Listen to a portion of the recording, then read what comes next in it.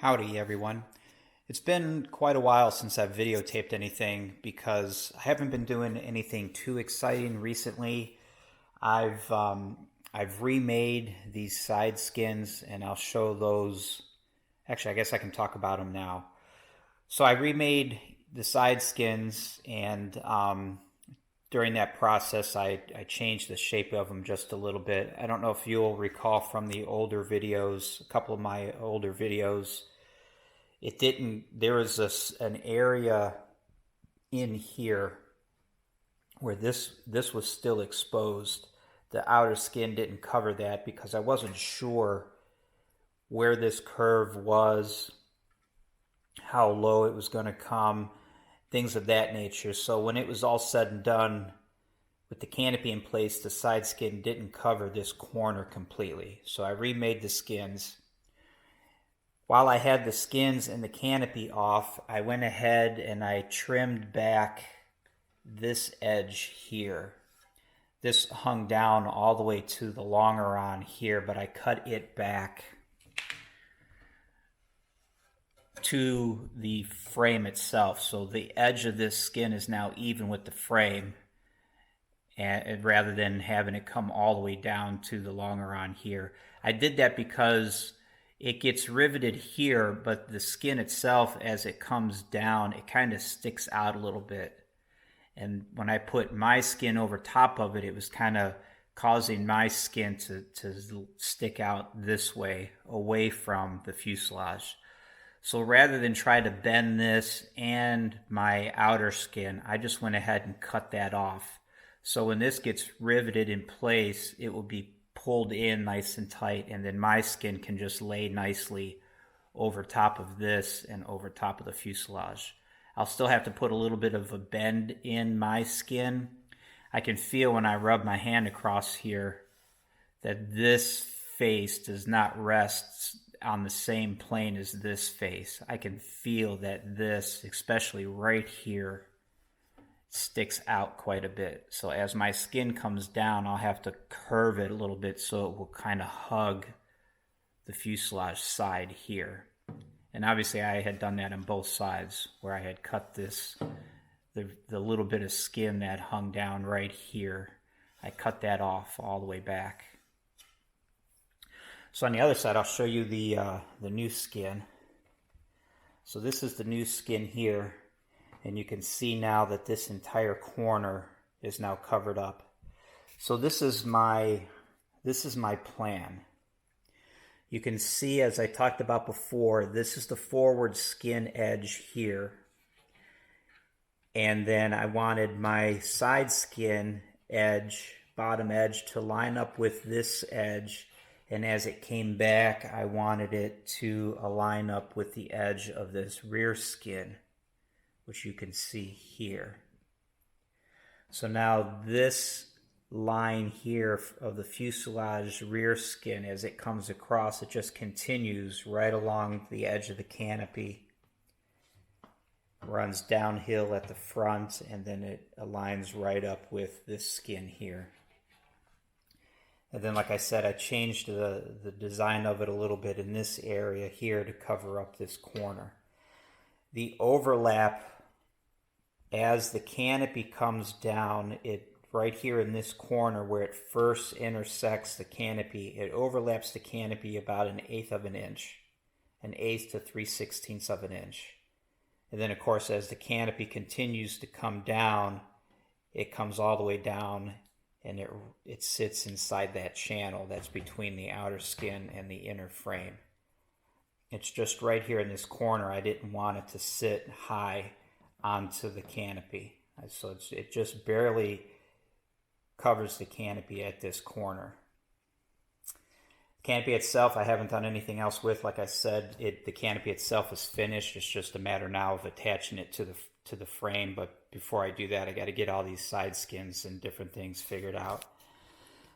I'm still messing with the side skin a little bit because obviously it sits over top of the canopy. The canopy sits on top of this forward frame skin. So obviously if the side skin is sitting up on top of the canopy, there's going to be a gap between it and this skin here.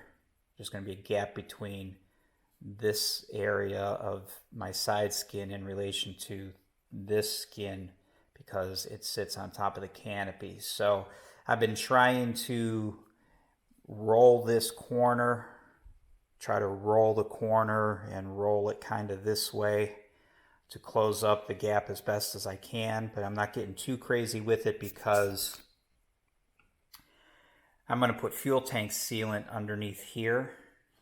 Wherever this skin gets mated to this skin, I'm going to put a little bit of fuel tank sealant between them. This through here is all going to have fuel tank sealant, and then all of this in here is going to have fuel tank sealant, which I'll talk about later. And then as far as this front fairing, there is not going to be any front fairing. I'm not going to put aluminum in here. I'm not going to put fiberglass in here. I'm just going to put a nice wide bead of fuel tank sealant, and that is going to act as my fairing.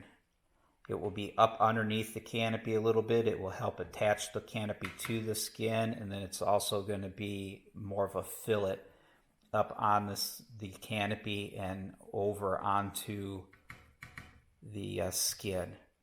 So that fuel tank sealant will be through here. It will continue to come through here, and it will also continue to come down through here. But like I said, I'll talk about that more when I actually get to that point. Right now, I'm just trying to get these side skins to fit as best as I can. Once I get that figured out, I'll go ahead and position the canopy where it needs to be, like I had said before. Initially, you have spacers in here, and you have this clamped tight against the spacers, but of course, when you let those clamps go, it kind of, at least my frame, kind of sprung forward a little bit. So now the canopy and my reference line don't exactly match up, and I can fix that by physically pulling the frame back with the canopy attached to it. If I pull the frame back, it pulls the canopy with it, but then that raises the front end a little bit. So when I get the side skins fitted the way I want to fit them, I'll have to start making my adjustments back here.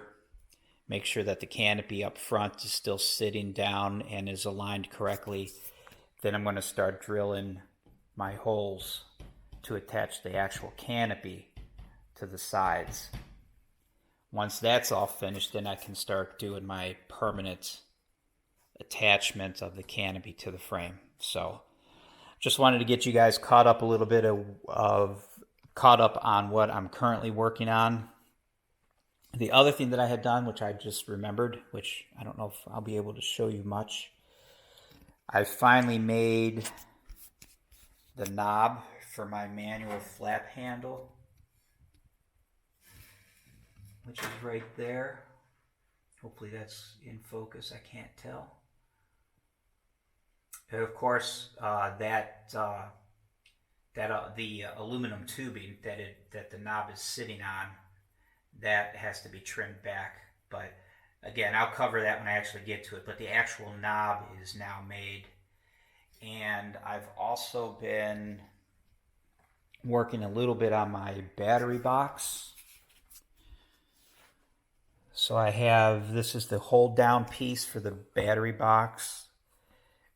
It's slightly modified from the plans. The plans have these 6 lightning holes. I think they were 3/4 of an inch on the plans. I made mine 7/8. And then I added these 6 other little lightning holes, basically just for decoration. And then at some point, of course, I'll have to add the actual mounting holes, one on each end here and here, to actually bolt this down to the case.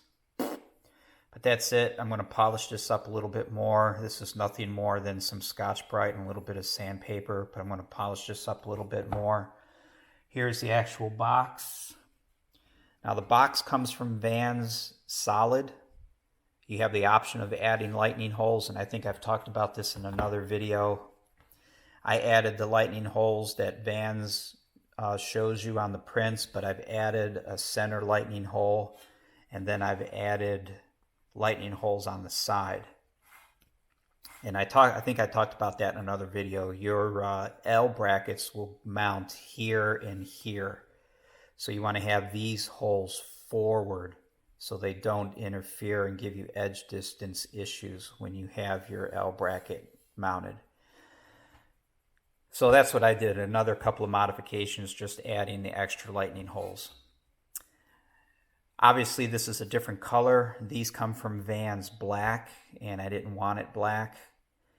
And I had to bead blast that coating off of this. And for this particular box, I don't know if they're all the same, but that coating was a real pain in the butt to get off, even with a bead blaster. Could have used sand, but we didn't have sand in the blaster. It's a dedicated bead blaster, so that's what I had access to. That's what I used, and it took a very, very long time to get this down to bare metal. But there it is. So that's the box I've been working on. This is the hold down that I've been working on. And then I've painted, these are the brackets. These are the fuel tank brackets. These are the brackets that mount on the forward area of the fuselage right here. And those will ultimately attach to the forward bracket of the fuel tanks on the wings. These are also steel, so I wanted to make sure I got these coated with something. So these have been, this is a painted one. Here's a freshly bead blasted one that has not been painted yet. So just little things, you know, these couple of things and that knob. I've been just trying to knock out, again, just trying to knock out a couple of loose ends. So that's it. I've been working on those few parts, and like I've just explained, still plugging away on the side skins and the canopy. So I'll get some more work done, and when I get something worthy of videotaping, I will do that and talk to you guys later.